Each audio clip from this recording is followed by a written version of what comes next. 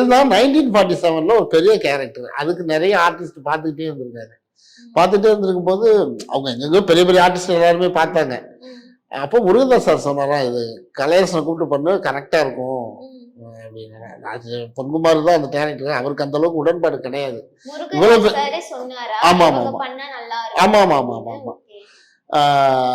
அதே அவர் ஒரு பிரஸ் மீட்ல எல்லாத்துமே சொன்னார். அதை இந்த கேரக்டருக்கு யார் சொன்னா தெரியுமான்னு கேட்டாரு. தெரியல சார்னா நான் தான் உங்களுக்கு சொன்னேன் அப்படின்னாரு.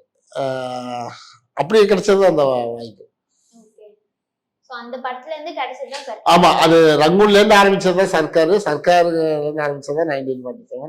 ஏதாவது முருகதாஸ் சார் டீம்ல எல்லாருக்குமே அவங்க கிட்ட என்னன்னா ஒரு ஆக்டிங்கா ஒரு விஷயம் தான் அவங்க நிறைய கவனிக்கிறாங்க. சார்கிட்ட உள்ள ஒரு விஷயம் நினைக்கிறேன்.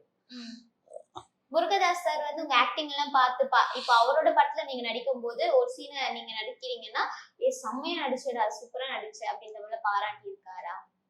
செம்மையா நடிக்கிற மாதிரி சீன் தான் வைக்க, சும்மா நார்மலான சீன்ல ஒன்றும் பாராட்டுற மாதிரி இல்லை. சீனும் நல்லா அந்த அளவுக்கு இருக்கணும். ஆனா பொதுவா நான் ரங்கூன் பண்ணப்ப அதான் சொன்னாரு. 1947 நான் பண்ணப்ப ஃபர்ஸ்ட் ஷோ பார்த்துட்டு வந்து சொன்னாரு. ப்ரெஸ் முன்னாடியே